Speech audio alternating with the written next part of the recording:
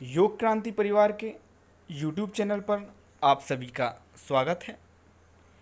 हमेशा की तरह एक बार पुनः मैं आप सभी के सामने लेकर उपस्थित हुआ हूँ योग का एक नया वीडियो। आज हम बात करेंगे आयुष मंत्रालय की तरफ से जारी किए गए अंतर्राष्ट्रीय योग दिवस प्रोटोकॉल की। अंतर्राष्ट्रीय योग दिवस पर एक सामान्य योग अभ्यास क्रम जो है, जिसको प्रोटोकॉल कहा जाता है, वह जारी किया गया है। इसको हम देख लेते हैं कि इसमें क्या बताया गया है। सबसे पहले जो इसमें क्रियाएं बताई गई हैं वो बताई गई हैं वंदना की, अर्थात प्रेयर की। यहाँ पर आपको दिखाई भी देगा ओम संगच्छध्वम संबद्धध्वम वाली जो प्रेयर आपकी है, आप सबको आती है, यही आपको सर्वप्रथम करनी होगी। इसके बाद आपको शिथिलीकरण अभ्यास करना है, जिसमें ग्रीवाचालन का अभ्यास होगा। ग्रीवाचालन के अभ्यास की विधि जो है वह भी बताई गई है। विधि के बाद लाभ भी बताए गए हैं। ध्यान रखना, मैं आपको विधि और लाभ नहीं बता रहा हूँ, क्योंकि यदि मैं बताऊँगा तो वीडियो बड़ा हो जाएगा, लंबा हो जाएगा। आपको आते ही होंगे, यदि आपको नहीं आते हैं तो चाहें तो आप रोक कर देख सकते हैं। इसके बाद आपको करना है स्कंद संचालन की जो है क्रिया आपको करनी होगी।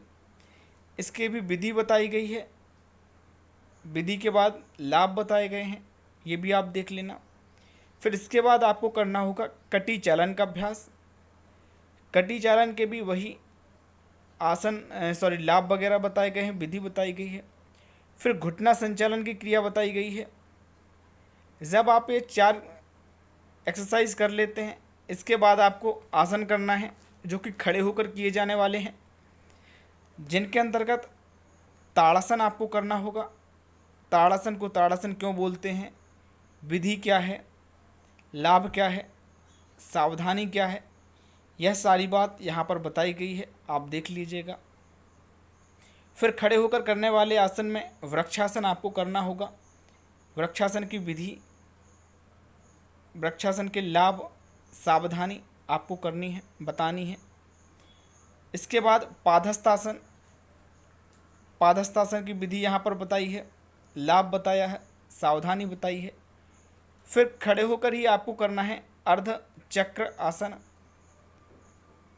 प्रोटोकॉल में वह आसन बताए गए हैं जो सभी कर सकें, बच्चे से लेकर बूढ़े तक। फिर आपको करना है त्रिकोणासन। त्रिकोणासन के भी लाभ, विधि, सावधानी सारी बातें यहाँ पर बताई गई हैं। जब आप त्रिकोणासन कर लें, इसके बाद बैठकर करने वाले आसन के बारे में बताया गया है। बैठकर सबसे पहले भद्रासन बताया गया है। भद्रासन की विधि बताने के बाद, लाभ बताने के बाद, सावधानी बताने के बाद वीरासन बताया गया है, जिसको वज्रासन और वीरासन दोनों इन्होंने दिया है। हालांकि दोनों आसन अलग अलग भी होते हैं, तो आपको ये करना है वज्रासन। विधि, लाभ, सावधानी सारी बातें बताई गई हैं। इसके बाद इन्होंने अर्ध उष्ट्रासन बताया हुआ है, तो अर्ध उष्ट्रासन आपको करना होगा। अर्ध उष्ट्रासन के बाद इन्होंने उष्ट्रासन, अर्थात पूर्ण उष्ट्रासन तो नहीं कह सकते इसको, क्योंकि पूर्ण उष्ट्रासन में सिर जमीन पर आ जाता है, तो सिर्फ उष्ट्रासन इन्होंने लिखा है, यह आपको करना होगा। इसमें भी उष्ट्रासन को उष्ट्रासन क्यों कहते हैं, विधि क्या रहेगी, लाभ क्या रहेंगे, सावधानी क्या रहेगी, यह सारी बातें बताई हैं। जहाँ पर भी दिक्कत हो रुक कर देख लीजिएगा। फिर आपको शशांकासन करना है। शशांकासन मालूम ही है, खरगोश की तरह पोजीशन होती है। यह मैं आपको नहीं बता रहा हूँ, सिर्फ आपको आसन की फ़ोटो दिखा रहा हूँ, क्योंकि आप योग साधक हैं, सारी जानकारी आपको पहले से मालूम है। सिर्फ प्रोटोकॉल के बारे में जानकारी नहीं है, वो मैं आपको बता रहा हूँ। शशांकासन के लाभ हैं, सावधानी है। इसके बाद आपको करना है उत्तान मंडूकासन। उत्तान मंडूकासन को उत्तान मंडूकासन क्यों कहते हैं, इसके क्या लाभ हैं, क्या विधि है, क्या सावधानी है, सारी बातें बताई गई हैं। इसके बाद आपको वक्रासन करना है। वक्रासन को वक्रासन क्यों कहते हैं, क्या विधि है, क्या लाभ है, क्या सावधानी है, यह बताए गए हैं। इसके बाद उदर के बल लेटकर किए जाने वाले आसन के बारे में बताया गया है। तो उदर के बल लेटकर किए जाने वाले आसन में मकरासन की विधि बताई गई है, लाभ बताए गए हैं, सावधानी बताई गई है। फिर भुजंगासन के बारे में बताया गया है, तो आप भुजंगासन कर लीजिएगा। भुजंगासन के बाद यहाँ पर बताया है शलभासन, तो आपको शलभासन करना होगा। पूरा 45 मिनट का जो है प्रोटोकॉल है। इसके बाद पीठ के बल लेटकर किए जाने वाले आसन बताए गए हैं, जिसमें सेतु बंधासन की विधि, अभ्यास कैसे आपको करना है, लाभ, सावधानी, यह सारी बातें बताई गई हैं। इसके बाद बात आती है उत्तान पादासन की। तो उत्तान पादासन में भी विधि बताई गई है, लाभ बताए गए हैं, सावधानी बताई गई हैं। इसके बाद अर्ध हलासन बताया गया है। अर्ध हलासन की भी विधि बताई गई है, लाभ बताए गए हैं, सावधानी बताई गई है। इसके बाद पवन मुक्तासन बताया गया है, जिसकी विधि यहाँ पर आप देख सकते हैं। यदि प्रॉब्लम होती है रोक कर देख लीजिएगा, वीडियो बढ़ाना हो इसलिए मैं सिर्फ आसन के नाम बता रहा हूँ। पवन मुक्तासन के भी लाभ, सावधानी, सारी बातें बताई गई हैं। इसके बाद बताया गया है शवासन आपको करना है, शवासन की विधि, शवासन के लाभ। इसके बाद कपाल भाती की क्रिया आपको बताई गई है करने के लिए। और कपाल भाती जब आप करते हैं तब सुखासन, पद्मासन, वज्रासन किसी में भी आप बैठ सकते हैं, ऐसी बात की गई है। कपाल भाती की विधि बताई गई है, लाभ बताए गए हैं, सावधानी बताई गई है। फिर बात आती है प्राणायाम की।